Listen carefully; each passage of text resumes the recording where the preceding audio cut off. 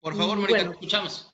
pues lo primero es que el presidente envió recientemente, como ya lo decía Jonás, una iniciativa donde pide que haya facultades para que la Secretaría de Hacienda, con una emergencia económica, pueda reorientar recursos. Es esta discusión entre si el Congreso tiene que hacer la revisión de los recortes o la Secretaría de Hacienda los puede hacer solo. Y en el segundo transitorio de esa iniciativa dice que los fondos del fideicomiso del Fondo Metropolitano se van a reorientar y cito a programas de microcrédito y apoyos aprobados por el Comité Técnico que está formado por la SEDATU, el Semarnat y Hacienda.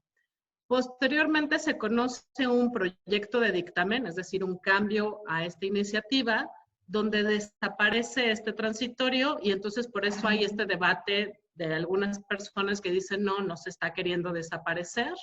Hay también una opinión de la Comisión de Desarrollo Metropolitano que también pues pide y argumenta a favor de este fondo metropolitano, pero lo cierto es que la situación actual es que hay una iniciativa presidencial en la mesa que se necesita, ya que el Congreso está en receso, se necesita llamar a una sesión extraordinaria para que se vote para que se vote a favor o se rechace este dictamen y entonces sí tendríamos total certidumbre si desaparece o no desaparece el Fondo Metropolitano. Esa es la situación actual.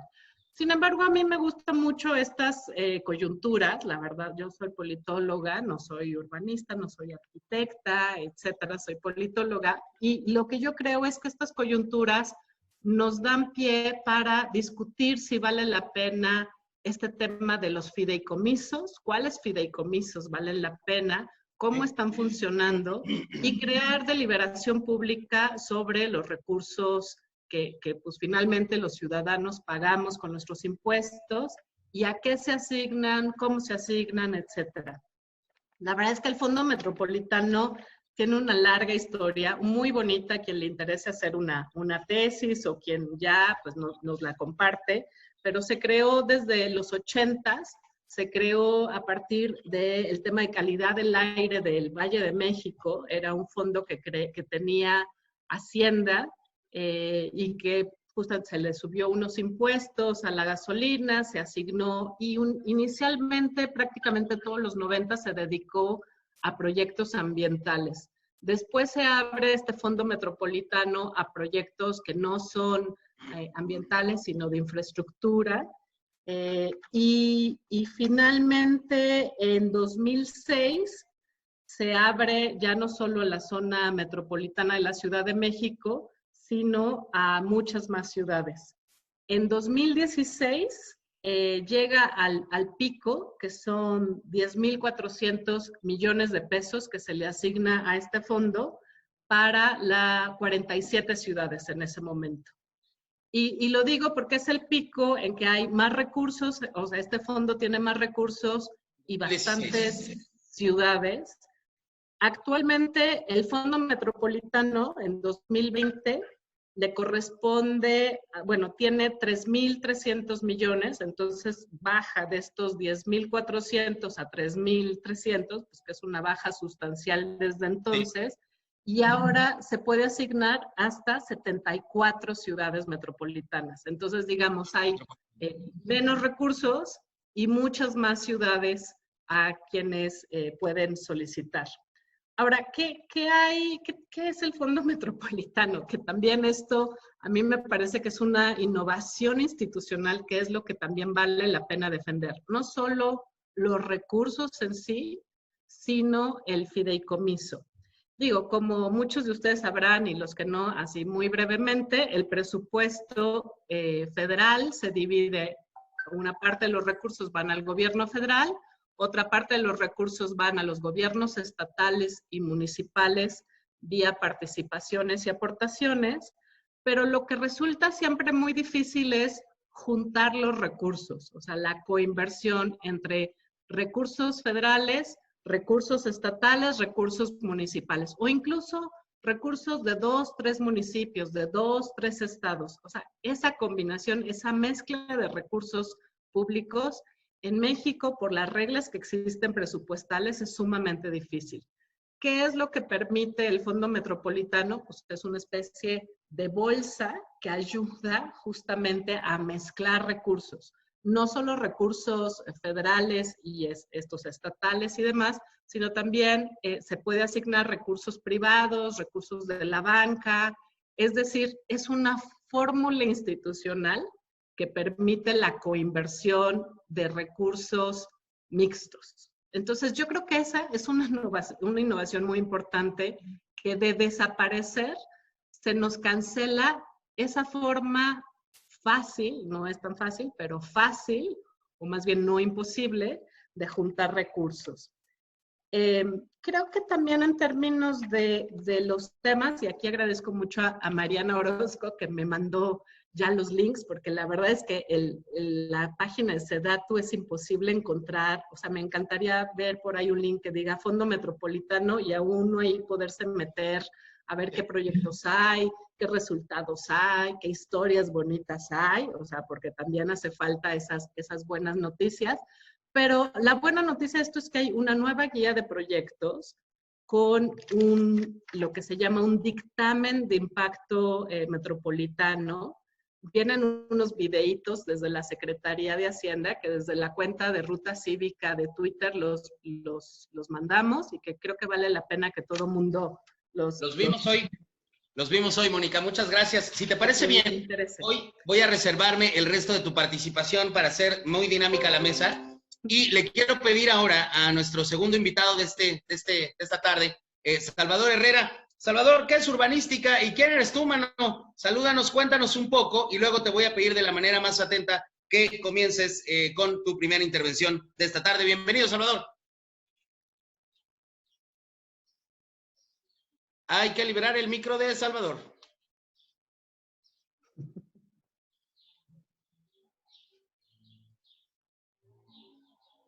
Hola, ¿qué tal? Buenas noches a todos. Muchas gracias, amigos y amigas. Me llamo Salvador Herrera, soy urbanista, urbanista de estos que estudiamos cuando todavía no estaba tan de moda ser urbanista. Cuando me decían, ¿por qué estudias urbanismo? Te vas a morir de hambre. Este país no necesita urbanistas, necesita ingenieros. Mi papá es un ingeniero y al final de cuentas, pues me he dedicado durante 20 años al desarrollo urbano, a la planeación urbana, y eso hacemos en urbanística, sobre todo con muchas dosis de entusiasmo y de pasión por transformar las ciudades de México. Gracias, saludos a todos, incluidos a los troll, aunque Itzi Alveano nos pidió no saludarlos, pero bueno, nos pusieron un poco de sal y pimienta. Nos pusieron un poco de sal y pimienta. Te escuchamos, Salvador, si quieres. En tu primera intervención, Mónica nos habló ya de una parte muy importante estructural del fondo, que me parece muy importante. Definió también algún tema muy, muy interesante como estos recursos mixtos, pero pues yo te quiero escuchar, así como todos los demás que estamos conectados, también a ti, así que está adelante, por favor. Gracias. Antes que nada, Mónica, buenas tardes. Coincido mucho con lo que has dicho y comparto el optimismo por el Fondo Metropolitano. Creo que teníamos muchas de las líneas que tenía pensadas coinciden con lo que has dicho. Entonces, salto un poco a la reflexión. Una primera es a un año digamos, de esta nueva administración pública, estamos este grupo de gentes discutiendo un tema estructural de financiamiento del desarrollo urbano. ¿Por qué no había pasado esto antes? ¿Por qué no en la decisión del presupuesto 2020? ¿Por qué no en otros momentos? Entonces, por un lado, me parece muy interesante que el presidente toque este tema, toque al Fondo Metropolitano, que esté en el radar del presidente. Y yo desearía mucho que los funcionarios en su cercanía logren transformar la visión que tiene del Fondo Metropolitano, de un recurso, digamos, utilizable para cualquier fin, porque como Mónica explicó, yo también vi aquí en la página web de la Cámara de Diputados, pues ahí está todavía la solicitud de la opinión para utilizar estos fondos para los créditos a la población en materia de COVID. Yo pensaría que la gran oportunidad es separar lo urgente de lo importante, que creo que ha sido la naturaleza del fondo. El fondo ha sido para lo importante de las ciudades en términos estructural, no lo urgente. Para eso hay otros fondos. Entonces, creo que podríamos abrir la reflexión de cómo dedicar los 3.300 millones de pesos de este fondo de este año, y coincido con Mónica, habría que llegar al tope presupuestal que tuvieron en 2015, 2016, por ahí. Creo que este grupo podríamos intentar que en el presupuesto 2021 que no quede hoy, sino llevar la voz hasta allá. Pero creo que una gran oportunidad es pensar en este fondo, en cómo las ciudades deben de transformarse en el corto plazo para la situación post-COVID. Creo que eso podría mantener el espíritu del fondo. Dedicarlo a créditos es lo que me parece que rompe con esta tradición del fondo. Eso por un lado. Por otro lado, no me sorprende que esta administración tenga un interés en cambiar el fondo por esta situación de emergencia, porque en administraciones anteriores también hemos visto que el fondo ha sido tratado de manera muy poco precisa. A tantos años de existir, como dijo Mónica, sorprende la poca transparencia que hay del fondo. Sorprende no saber los resultados ascendentes de un fondo que es de todos los mexicanos para quienes viven en zonas metropolitanas. Entonces, el fondo siempre ha sido sujeto a los vaivenes políticos, a las negociaciones políticas. Quizás muchos de los aquí presentes que vienen de tantas ciudades tendrán N cantidad de historias de proyectos que no pasaron al comité del fondo y que pasaron otros muy cuestionables.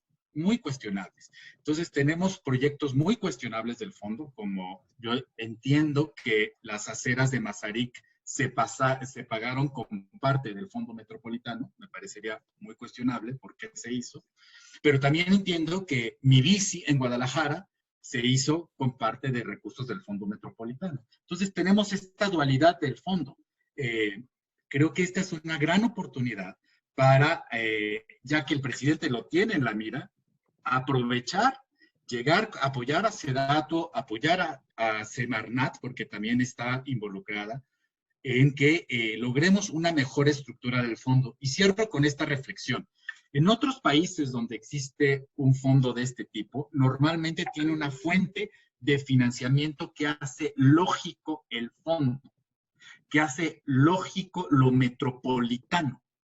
Sin embargo, en el fondo mexicano no tenemos esa fuente de financiamiento fija, por lo que entendería, Mónica, tú dime, esa base ambiental que tuvo de un impuesto en el Valle de México ya no es la situación actual. Entendería que hoy básicamente se discute en el PEF, como pues tantos otros rubros presupuestales, sin una fuente de financiamiento. Un fondo parecido es el de Francia.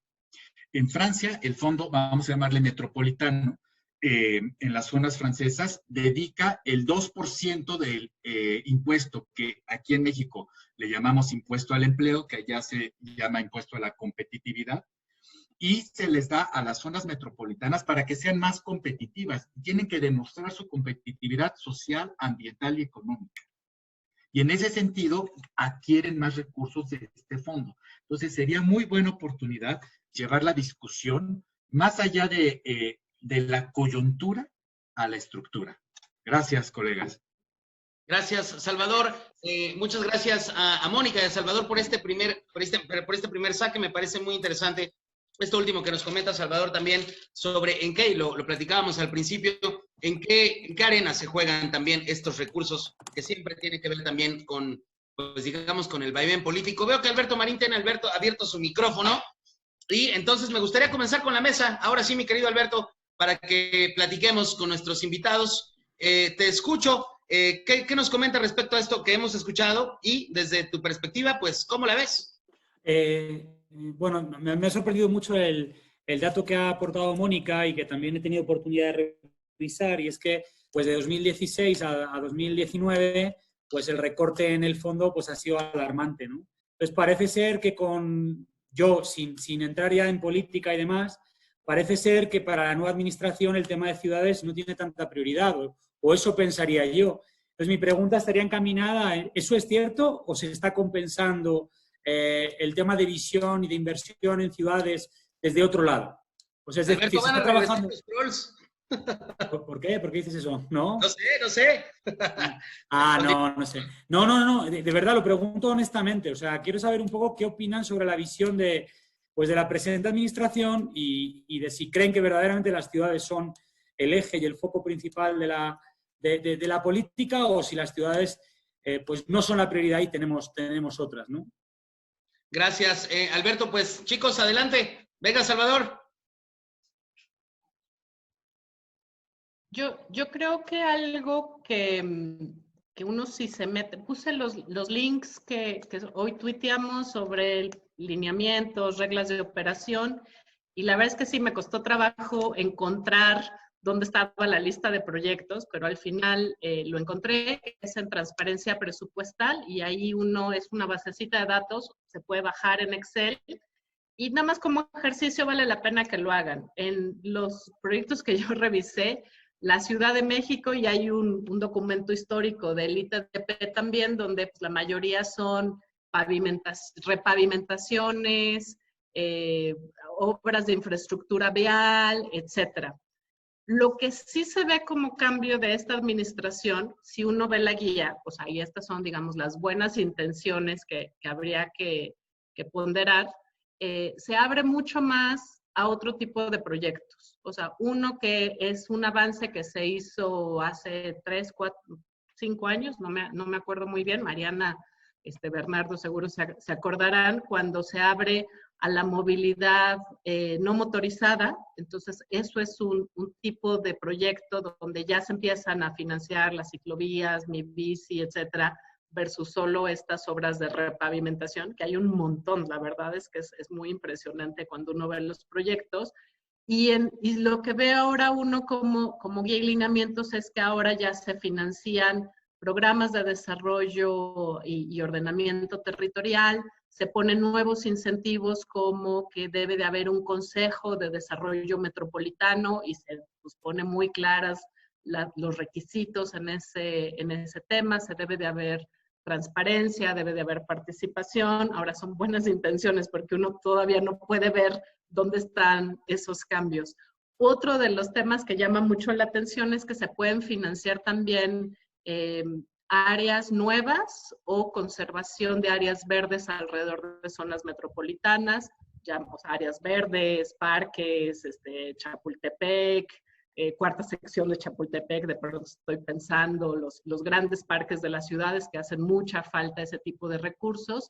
Hay temas de calidad del aire, de infraestructura hídrica, de sustentabilidad hídrica. Hay temas de innovación en la gestión del suelo, en la gestión de la vivienda urbana, social.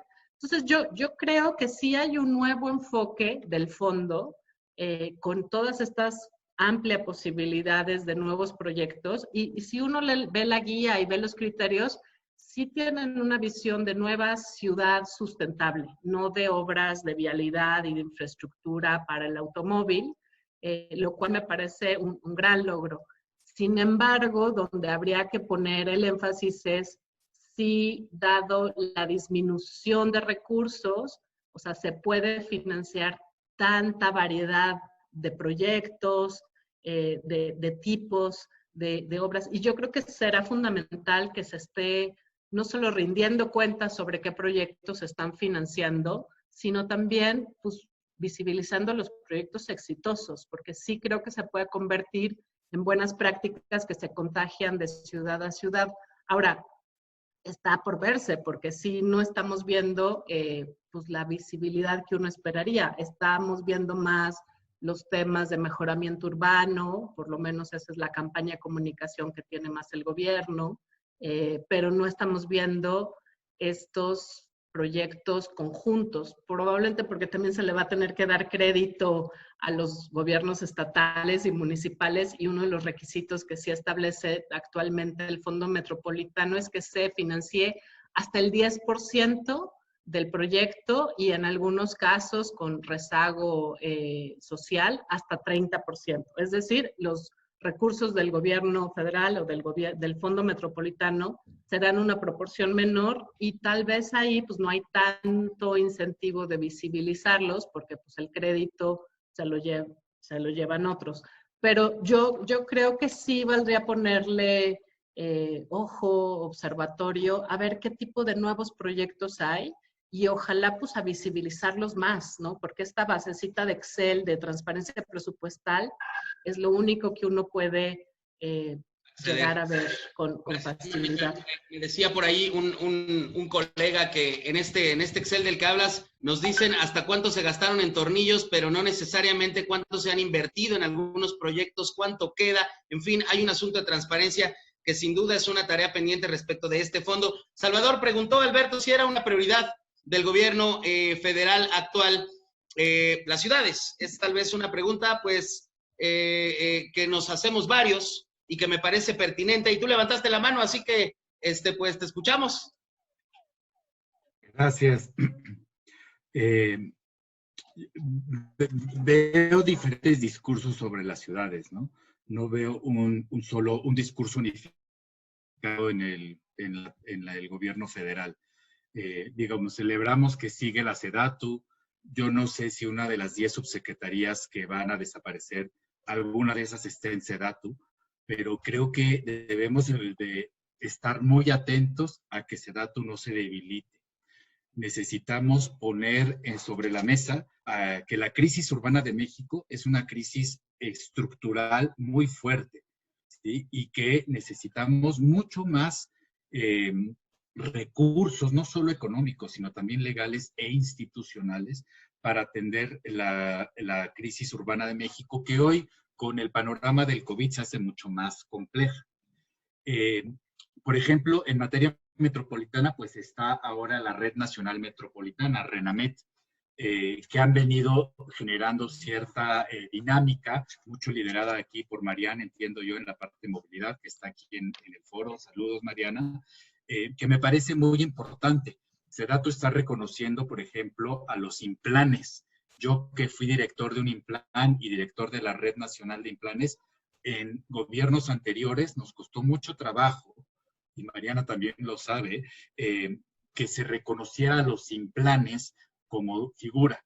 Sin embargo, pues el Fondo Metropolitano, por ejemplo, solo permite que en una ocasión se otorguen recursos a la creación de instituciones de gobernanza metropolitana. Entonces tenemos estas cosas disparejas, ¿no? No se puede en una ocasión solamente apoyar a una institución de gobernanza metropolitana ante la debilidad institucional que tenemos en México.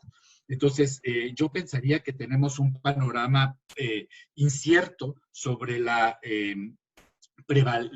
importancia estructural que se le da a las ciudades en México. Un punto adicional que quisiera comentar es que el fondo pues tiene hoy muy poco dinero para proyectos realmente metropolitanos. 15 millones de pesos es el monto máximo para una ciudad de 5 millones de habitantes. ¿Qué proyecto, ustedes que hay tanta gente aquí, de tantos lugares del país, que cambie la realidad metropolitana se puede fondear con 15 millones de pesos? Entonces tenemos que empatar, digamos, el entendimiento de nuestra realidad con lo que estamos ofreciendo. ¿Ya? Yo pensaría que si los recursos son pocos, entonces tener prioridades muy claras. La prioridad que asigna el fondo es a el 30% de los recursos se van a los 20 zonas metropolitanas con menor índice de desarrollo humano, entre las que me sorprendió que está Celaya, Guanajuato, una ciudad en la que yo he estado trabajando mucho. Entonces, es interesante esas prioridades a través del índice de desarrollo humano, pero esas ciudades que son en general por debajo de los 500,000 habitantes, pues tendrían un monto máximo de 10 millones de pesos. Me pregunto yo, ¿cómo va a aumentar el índice de desarrollo humano con 10 millones de pesos? Entonces, creo que tenemos que elevar el nivel de propuesta de sociedad civil, de grupos organizados, de académicos, etcétera, para que en el 2021 el fondo recobre mucho más fuerza y en el 2020 se dedique a pensar la ciudad mexicana post-COVID. Gracias. Gracias. Salvador. Bernardo, por favor. Hay que liberarle su micro a Bernie nada más, porfa. Gracias, Toño. Gracias. Bueno, ya más creo que tenemos un par de invitados de lujo y también qué bueno que tenemos a participantes que seguramente ahorita darán algunos comentarios. Yo, algunas reflexiones rápidamente. Yo creo que, bueno, estamos de acuerdo en que el Fondo Metropolitano tiene que continuar y más bien reformarse, ¿no? Eso es una de las primeras cosas. Nosotros cuando hicimos los estudios anuales de invertir para movernos, de cómo se gastan, efectivamente, como dice Mónica, se gasta el 77% en promedio en infraestructura vial, ¿no? Entonces, para eso es, sí había, sobre todo hace unos 3, 4, 5 años, más recursos, sin embargo, bueno, pocas cosas de los temas de sustentabilidad creo que se aplicaron, ¿no? Pero hay sus buenas excepciones, como puede ser el Mexibus y algunas otras que ya se mencionaron. Entonces, yo creo que ante lo que pasó la semana pasada y demás, otras reflexiones que necesitamos un poder legislativo fuerte, ¿no? Necesitamos esos contrapesos que de alguna manera ayuden a, inclusive lo que decía Mónica, cuando se abrió esto del 15% para la movilidad no motorizada, fue iniciativa también legislativa, ¿no? Entonces, creo que eso es muy, muy interesante y debemos de fortalecer ese tipo de instituciones. Y luego, bueno, finalmente creo que de dónde puede sacar más recursos, yo veo que sobre todo pensando post-COVID y demás, ya no depender tanto, digamos, de Hacienda, o sea, de alguna manera pensar cómo podemos, y bueno, y Salvador es un especialista en el tema, pero, por ejemplo, pensar en, no sé, un impuesto predial metropolitano que pudiera nutrir el fondo y, desde luego, mejorar todas las reglas de operación y cómo se asignan y a qué tipo de proyectos se asignan y demás. Creo que sería el camino a seguir y necesitamos, si no se hace ahora una reforma tributaria, yo veo muy difícil que los recursos salgan nada más de ahorros y demás, ¿no? Entonces, bueno, pues eso lo pongo en la mesa para que discutamos. Gracias, Bernardo.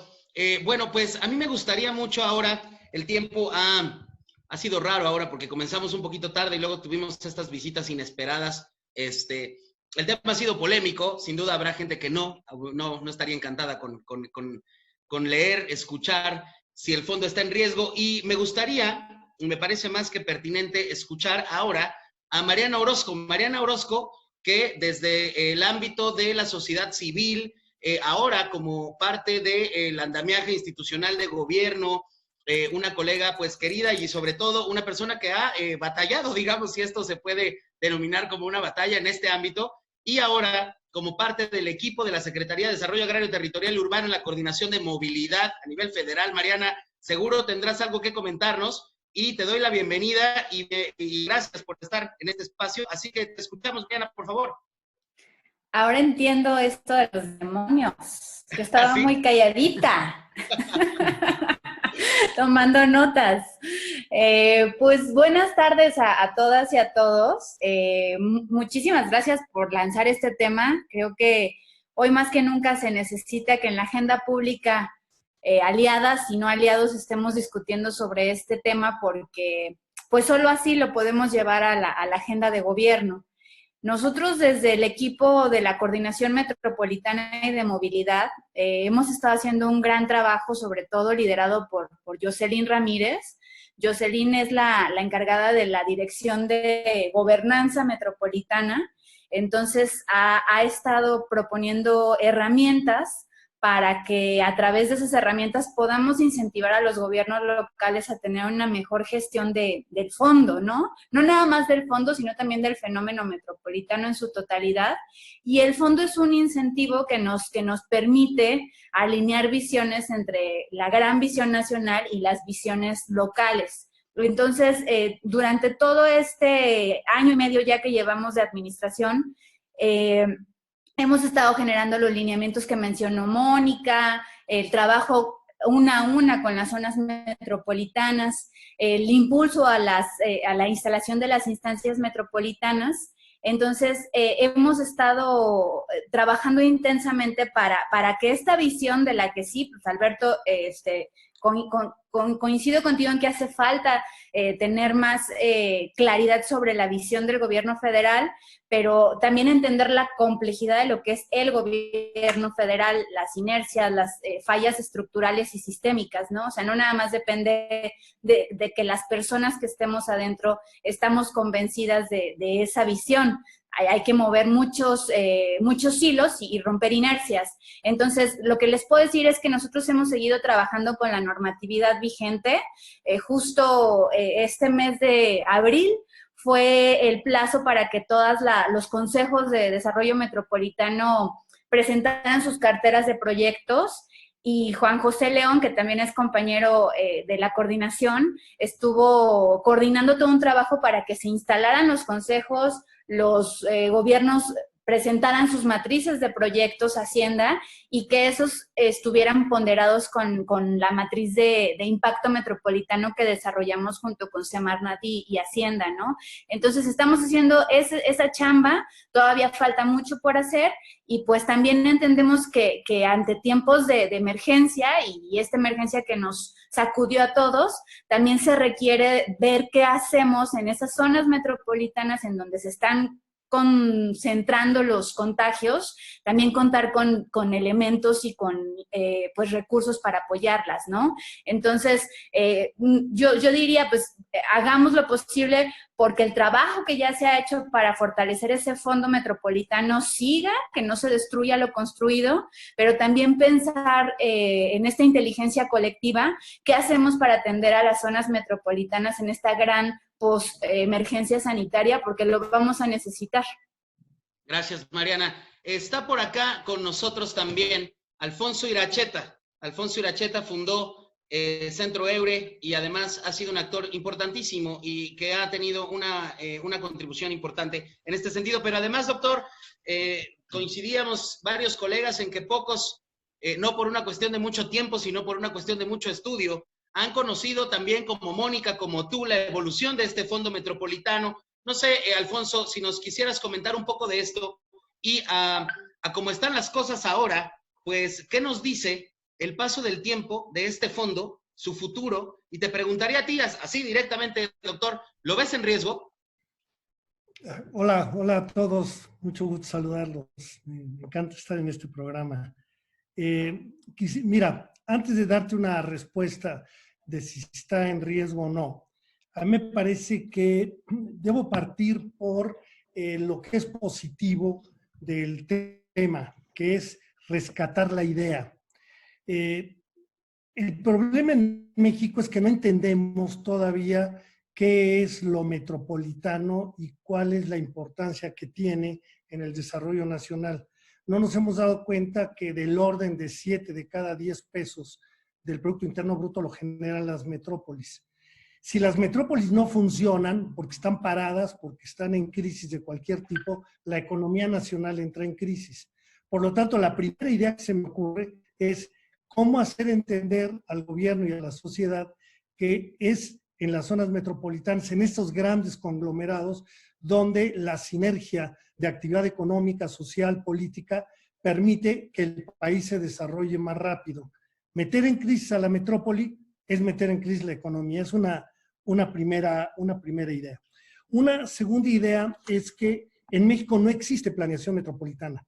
Existe ya en la ley y ese es un avance que logramos desde casi 14 años de estar peleando desde el 2006 10 años del 2006 al 2016 para que el tema metropolitano fuera parte de la legislación.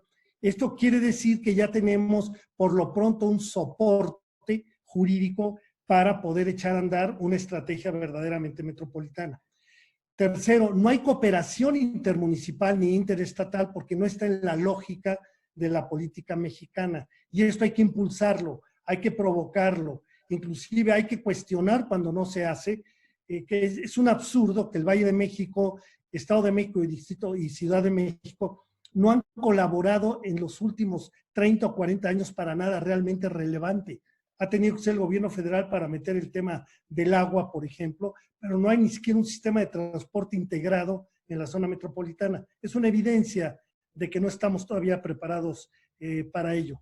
Tercero, la lista de metrópolis que están en el fondo no son tales. No puede ser que una zona metropolitana de 20 millones sea equiparable, sea igual a Moroleón, Uriangato con 200,000 habitantes.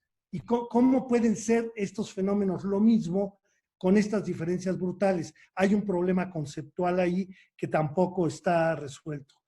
Otro tema fundamental, el fondo metropolitano es extremadamente pequeño, inclusive con sus 10,000 millones. En este momento SEDATU va a disponer de 25,000 millones solo para obra de los programas estos de desarrollo urbano que tiene en 50 ciudades, 25,000 millones, y no le van a alcanzar para gran cosa. Entonces, más bien yo me preguntaría, ¿cuál es la fuente de recursos que tiene el país para enfrentar un fenómeno, llamémosle metropolitano o urbano, porque Tijuana es una metrópoli en el sentido tradicional, pero no lo es en el sentido de una conurbación, Juárez particularmente con una conurbación intermunicipal. Tijuana ya lo es con sus 3 o 4 municipios. Bajo estos principios, hubo un fondo, no sé si todavía exista con el mismo nombre, el Fonadín, que en el sexenio pasado tenía del orden de 700,000 millones, y el 80% eran obras que eran urbanas o interurbanas o periurbanas. Por lo tanto, a mí me parece que la lucha por un fondo metropolitano, no la desecho, pero me parece que estamos cerrando probablemente el tiro de precisión.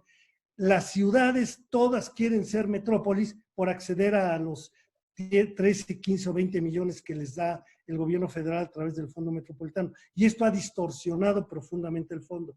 Los gobernadores lo han utilizado como una caja chica porque un tema fundamental del fondo metropolitano y del tema metropolitano en México es que no lo aceptamos como un asunto local. Creemos que es un asunto federal y estatal. El resultado es que en los consejos los gobiernos municipales tienen poca presencia, salvo un poquito en Guadalajara. El gobierno estatal gasta el dinero de acuerdo a su propia oficina de inversiones y el gobierno federal negocia con los gobiernos estatales y no con los gobiernos municipales. Gracias, doctor. La mayor parte, termino ya con un par de ideas, la mayor parte de los proyectos, desde la evaluación que hicimos en 2011-12 hasta las de ahora, no son metropolitanos, por la razón de que no hay una coordinación intermunicipal, ni hay una coordinación interestatal. Entonces, ¿yo qué propondría?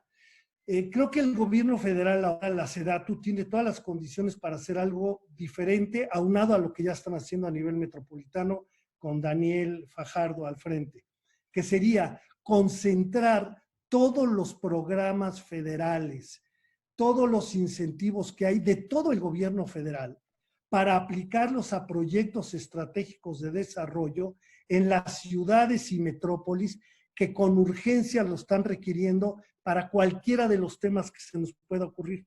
Nos hemos distraído en discutir el concepto, en discutir el dinero de las metrópolis y nos hemos olvidado que hay miles y miles de millones en programas federales que hasta la Sedena tiene, que aportan a algún proyecto que está siempre en ciudades y siempre está en municipios. Y no hemos sido capaces de concentrar esto, juntar las reglas de operación, tener carteras de proyectos y aplicar estos recursos. Por lo tanto, la fuente para enfrentar la problemática de estas grandes ciudades, me parece, debe ser el gran presupuesto nacional. Y seguir defendiendo el Fondo Metropolitano porque es una respuesta a una idea, mantener viva la idea, pero el Fondo Metropolitano en sí no nos da respuesta económica para ninguna inversión valiosa en ninguna ciudad. Gracias, gracias, Alfonso. Mónica, sobre esto que hemos escuchado recientemente, por cierto, el doctor no nos contestó si lo ve en riesgo o no lo ve en riesgo. Pero... sí lo veo en riesgo. Sí lo ve en riesgo. Muy bien, doctor. Sí, sin duda, sin duda. Muchas gracias, doctor. Mónica, respecto a esto que hemos estado escuchando, me parece que hay un tema que es importante. Los recursos del Fondo Metropolitano parece ser, digamos, que no serían suficientes, digamos, básicamente para tener obras francamente significativas. Pero independientemente de esto que yo comento ahora, me gustaría volverte a escuchar a ti, volver a escuchar a Salvador y luego avanzamos también con otra pregunta más de Bernardo, de Alberto, algún comentario y continuamos con la agenda del espacio. Mónica, adelante, por favor. Sí, pues yo creo que es una agenda en múltiples vías, o sea, y me gustaría ver si puedo como sintetizarla en algunas. La primera, reforma fiscal, sí o sí. O sea, yo creo que hay que pensar muy seriamente en cómo se recaudan nuevos impuestos. Ahí está la idea del cargo por congestión, de impuestos verdes, o sea, hay mucho, pero hay que discutir el tema de recaudar más y mejor. Y yo creo que dentro de esa agenda, ¿quién recauda? Porque otra vez, si se lo dejamos todo al gobierno federal o queremos con capacidades y con una buena descentralización, etcétera, que los municipios y estados recauden más. Entonces, creo que un tema es eso, recaudación fiscal. Un segundo tema es, pues esto, defender las innovaciones institucionales. Me parece que esto de decir el fondo donde se juntan los recursos, lo que nos dice Mariana respecto a la guía, a los incentivos, a la coordinación intermunicipal, interestatal, es un proyecto viejísimo, pero que va y viene y que en muchos casos depende más de prácticas y de redes que de leyes y decretos. Entonces, creo que todo eso que ayude a que los municipios se hablen, se profesionalicen, se creen capacidades, se les certifique, se dé estos procesos de federalismo y de mayores capacidades a quienes tienen mayores facultades, a quienes tienen mayores capacidades, superurge, y esa es una reforma grande institucional. Un tercer tema es sí qué hacer con respecto a los temas presupuestales. Y creo que aquí recojo de Alfonso dos discusiones viejas de si queremos ampliar el fondo metropolitano con más recursos, hacerlo crecer, o si se necesita que todo el presupuesto tenga un mayor enfoque en ciudades, en etiquetas presupuestales regionales, metropolitanas, etcétera. Es decir, si la bolsa es grande, es todo el presupuesto y se maneja de otra forma, con etiquetas y con criterios, etcétera, o si se crece una bolsa en SEDATU o en el Fondo Metropolitano. Yo sería de las dos ideas, y creo que también tiene razón en esto de que 74 zonas metropolitanas no son, o sea, seguramente hay muchas que son el sistema de ciudades, que son municipios mucho más pequeños, que se necesita fortalecer y financiar proyectos, no es discriminar a los pequeños, pero sí diferenciar qué son temas metropolitanos que requieren cierta complejidad y cierta visión otra vez de ciudad sustentable. Y creo que ahí hay avances, o sea, que eso es lo que habría que defender.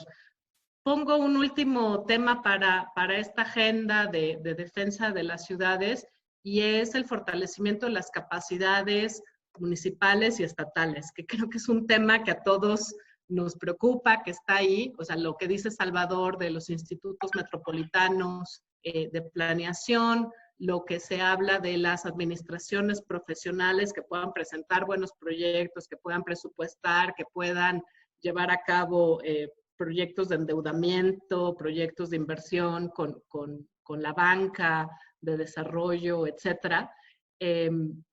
Cuando uno trabaja con municipios y se da cuenta que cada 3 años, si no es que cada 2, hay que empezar de nuevo, no hay forma de que esto avance así. Entonces, ¿cómo creamos también sistemas municipales y estatales de profesionalización de la administración pública?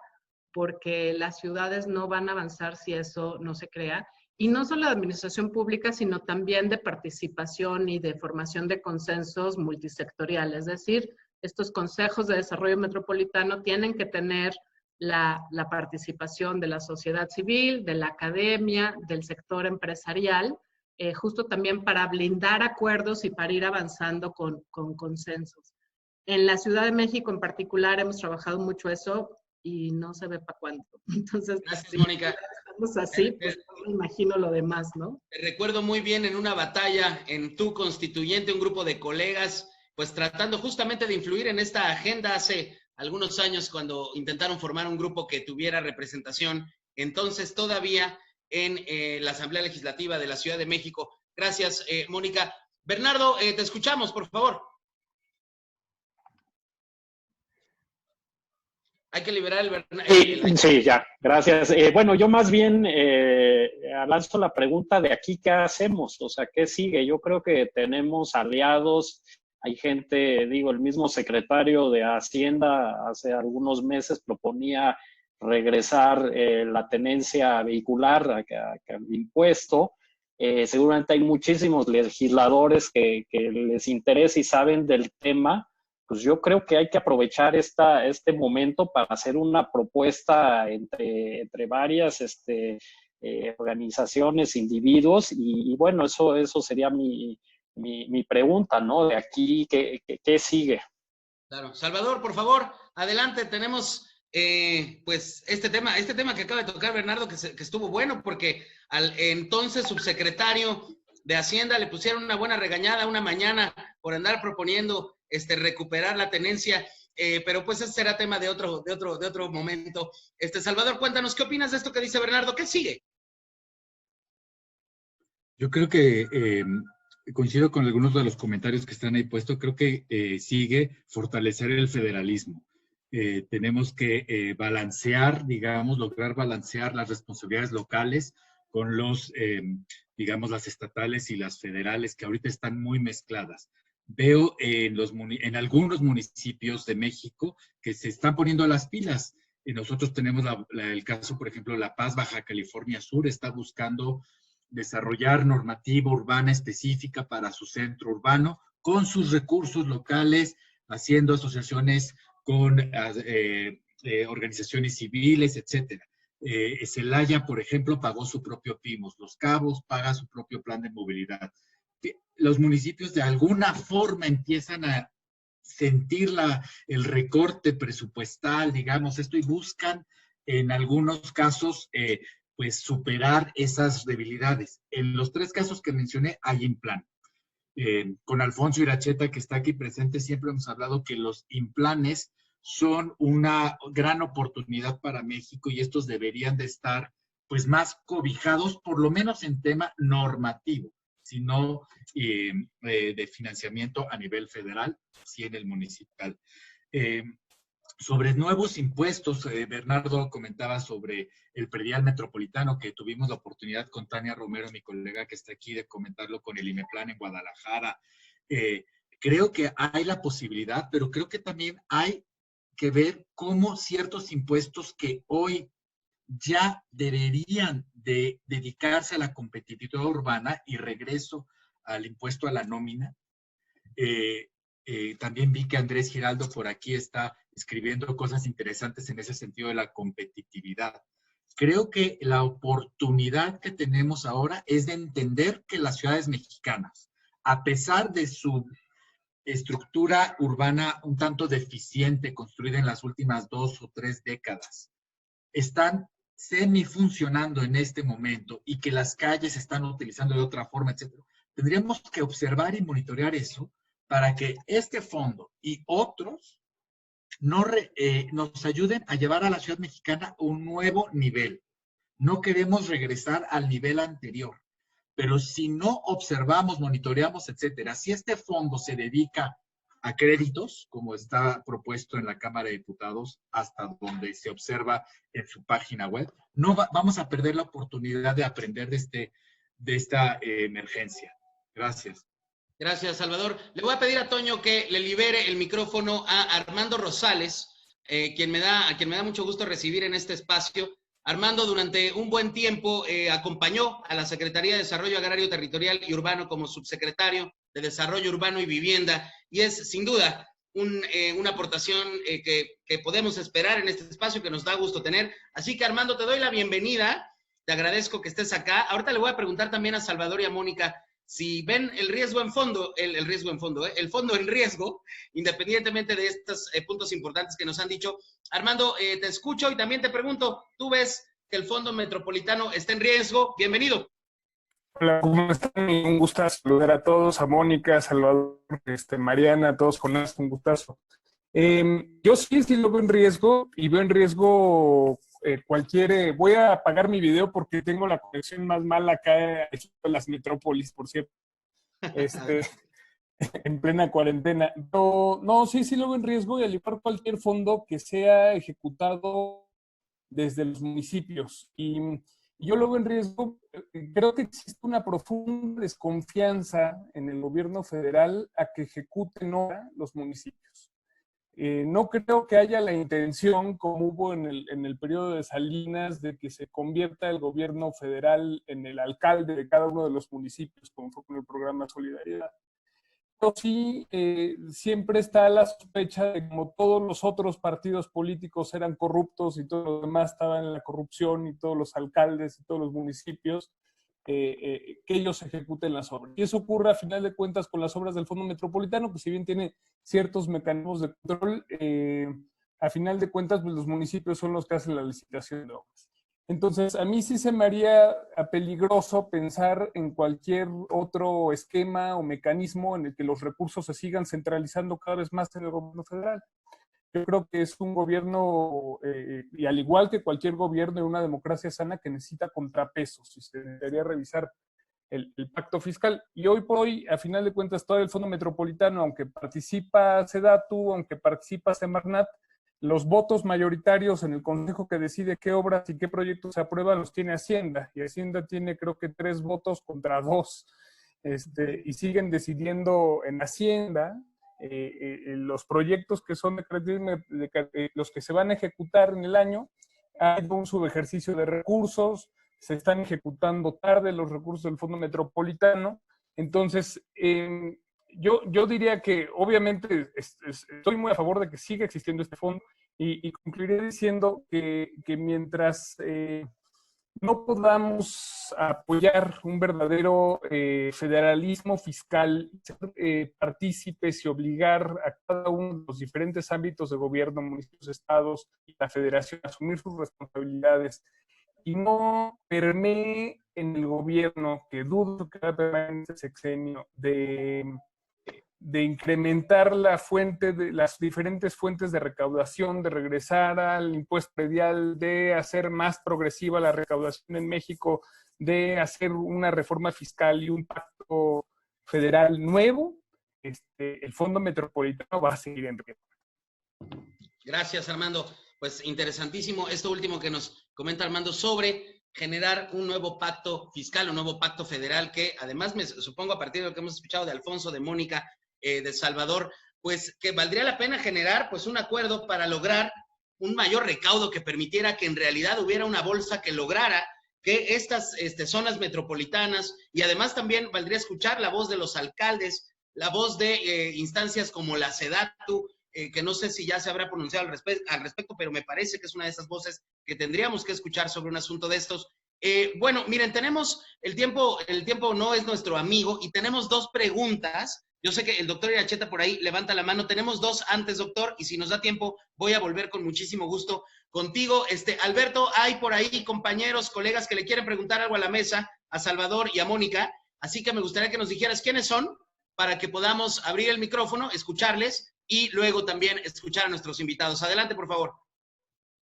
Hola, la verdad que el nivel de debate es muy, muy grande dentro del chat, sí, y hay temas muy interesantes, ¿no?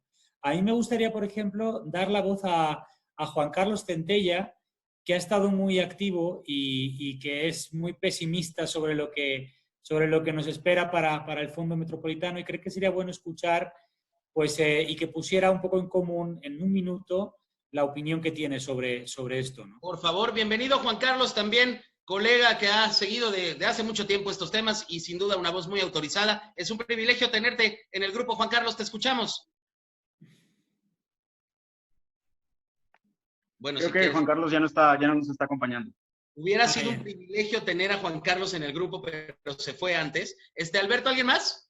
Sí, también hay aquí un comentario muy interesante de José Arévalo sobre la pertinencia de hacer una revisión exhaustiva de la Ley de Coordinación Fiscal que materialice modificaciones al modelo de participaciones federales, ¿no? A ver, entonces yo creo que ¿sí? Sería muy bueno que Pepe también nos contara, ¿no? Venga, Pepe, te escuchamos, por favor, con este tema. Bienvenido, querido Pepe Arévalo, un colega también que ha llevado tiempo dando batalla por estos temas y es un gustazo que estés con nosotros.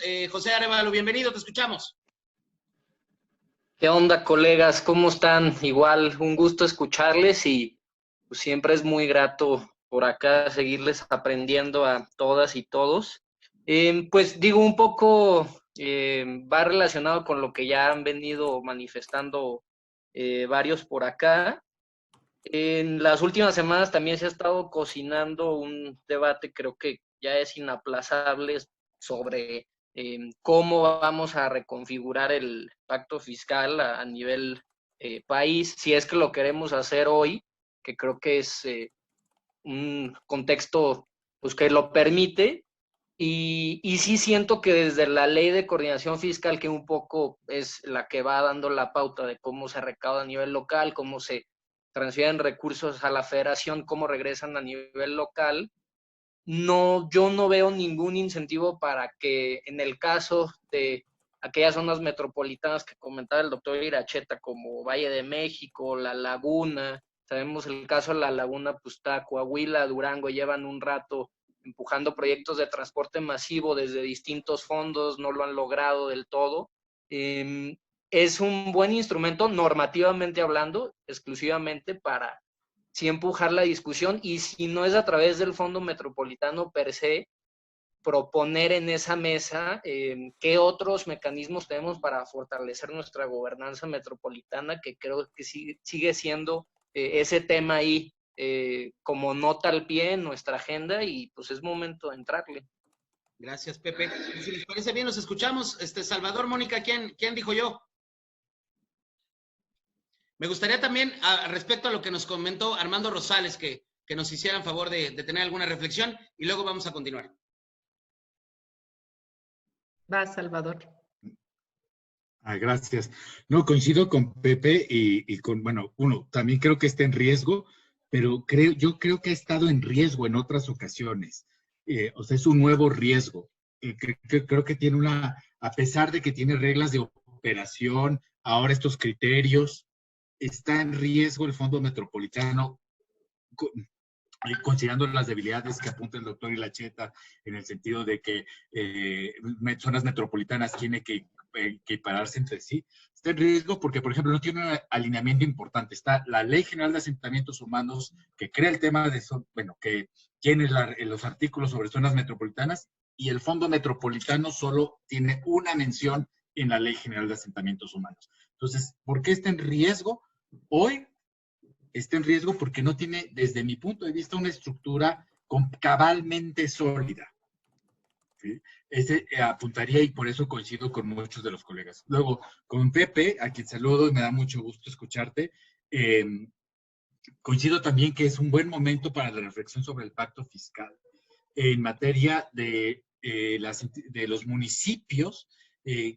Lo que hemos visto en el trabajo con ellos es que necesitan mayores elementos para poder, digamos, tener un poco más de atribuciones para cobrar quizás algunos más rubros, y también sancionar el no cobro. Un ejemplo muy concreto: muchos municipios no cobran ni siquiera sus multas de tránsito, como tuvimos el caso de Celaya, y otra vez aquí menciona a mi colega Tania Romero. No cobran sus multas de tránsito porque no tienen, están entre las papeletas o algo electrónico. ¿Por qué no identificamos esos elementos que pueden ayudar a que algo que ya existe, que puede generar un cierto ingreso y que además genera cultura cívica, como las normas de tránsito, puedan suceder. Entonces, pues quiero cerrar diciendo que yo veo aquí una oportunidad en que en este año y medio que señala Mariana Orozco, que lleva la administración y que, bueno, que todos sabemos, hoy estamos aquí reunidos por un tema estructural que es bien interesante. Entonces, ojalá podamos desembocar esto en alguna propuesta interesante hacia el presupuesto 2021. Apoyar en este caso a la SEDATU, que es la que tiene que llevar la voz cantante en la materia, a la coordinación de zonas metropolitanas que lleva Daniel Fajardo, en la que está Mariana y otros colegas, que por cierto hoy anunciaron el plan de la zona donde está el aeropuerto de Santa Lucía.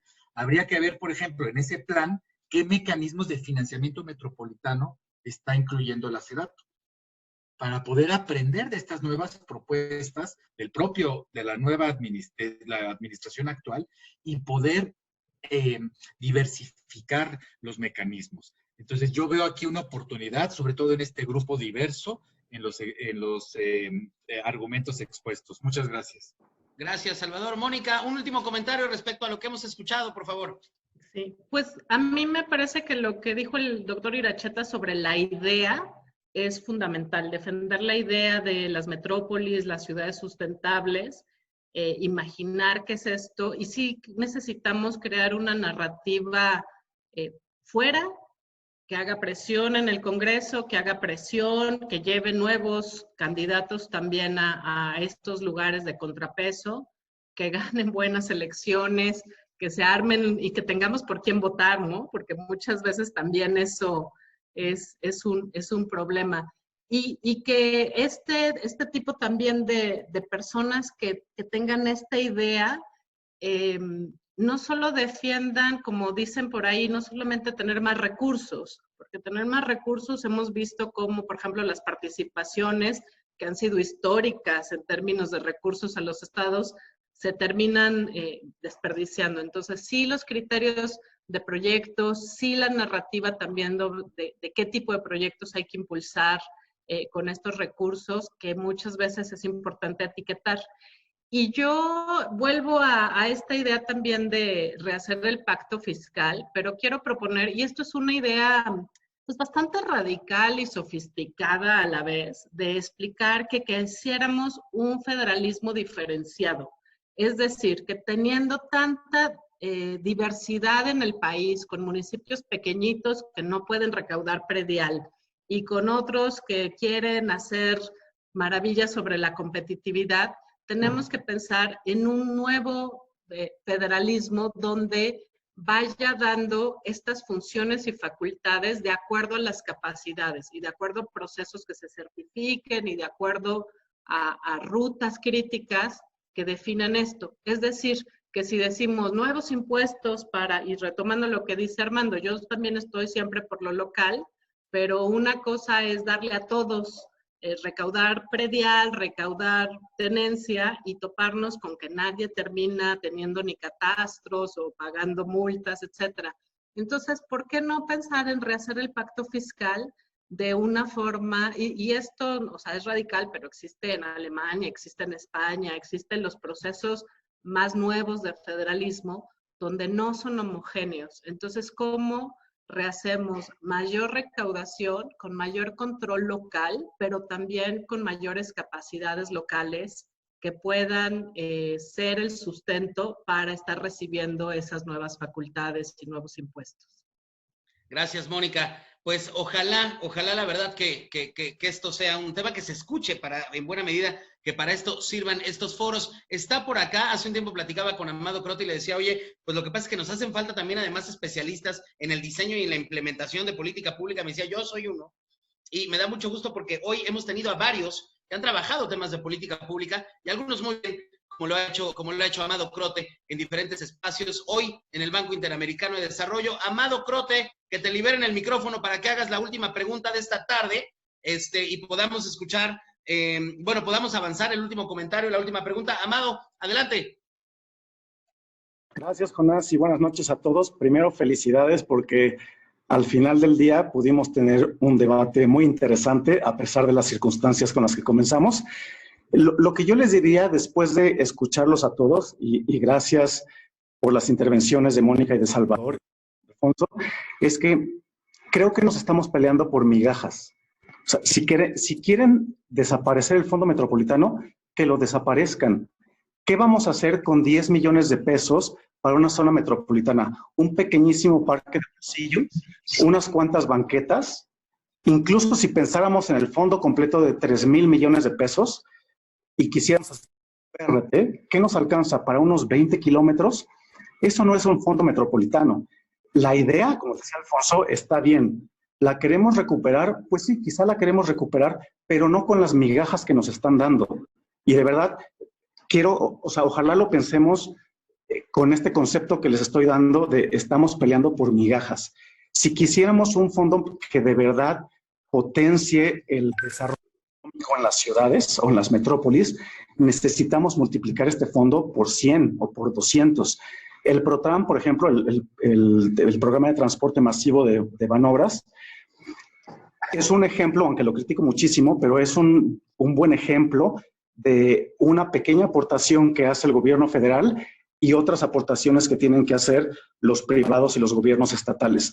No pensemos en impuestos creo que ya tenemos demasiados, pensemos mejor en el cobro por el uso de la infraestructura. Ya construimos segundos pisos, muchas vialidades, cobremos por el uso de esas vialidades. No es bueno cobrar por la tenencia, perdón Bernie, que no estoy de acuerdo con tu opinión, porque no somos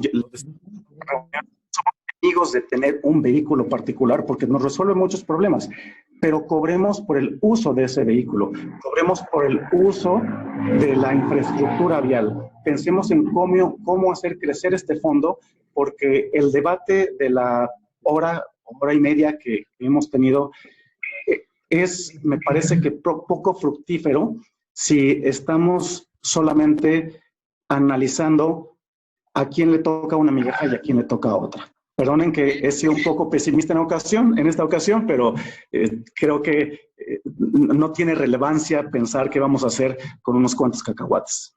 Sin duda, los comentarios terroristas, como los define mi amigo Vicente Torres, son muy importantes porque ponen sobre la mesa, la verdad, aquello que en estos debates, colegas, solemos omitir. Estamos generalmente acostumbrados a encontrarnos entre sospechosos comunes o entre usual suspects para hablar de temas en los que casi siempre todos estamos de acuerdo. Hoy vivimos una jornada de diferentes posiciones, esta última de Amado, esta última de Mónica Tapia, hablando de un federalismo diferenciado, y esto que nos comenta Amado de andarnos peleando por migajas o por cacahuates, cuando en realidad la mirada tendría que estar puesta en un federalismo que nos permita pensar en zonas metropolitanas de mayor alcance, con más recursos que generen un verdadero cambio y verdaderas obras y modificaciones reales a la vida de decenas de millones de personas que habitan en las más de 70 y tantas que se dice que existen. Entonces, este es un debate que sin duda da para más ocasiones, para más momentos. Vamos a procurar volver a tener una edición sobre este tema.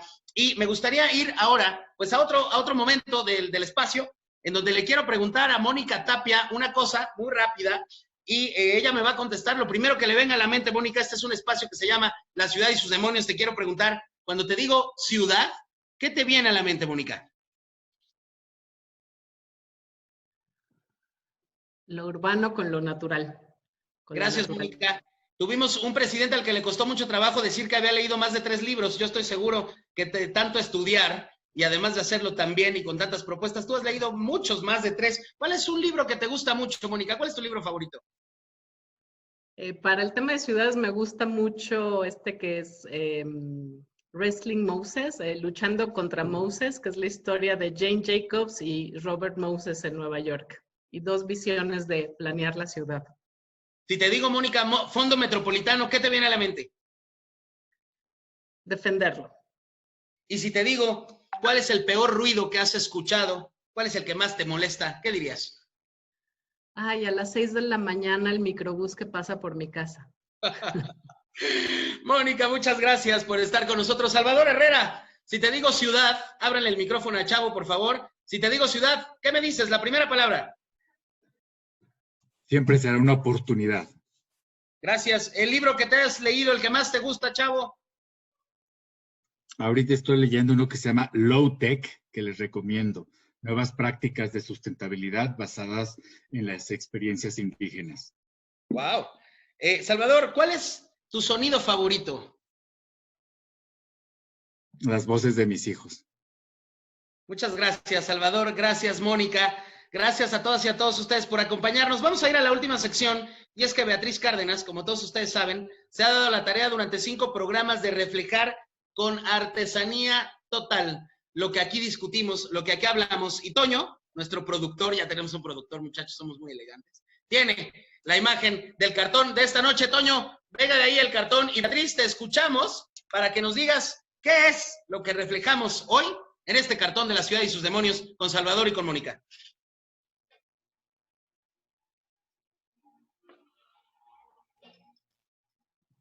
Beita, ¿te escuchamos?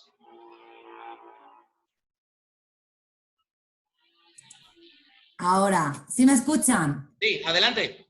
Muy bien, pues primero muchísimas gracias a todos, de verdad muy interesante, porque realmente era un poco, no tenía idea de qué iba el tema. Entonces me quedo con unas citas, unas palabras, ¿no? De aquí, de Mónica, Salvador, Mariana, el doctor Iracheta, muchas gracias. Ciudades sustentables, fenómeno metropolitano, impulso, visión, apoyo, pero todo eso genera una necesidad urbana, necesidad metropolitana, necesidad local, y la realidad es que hay duda.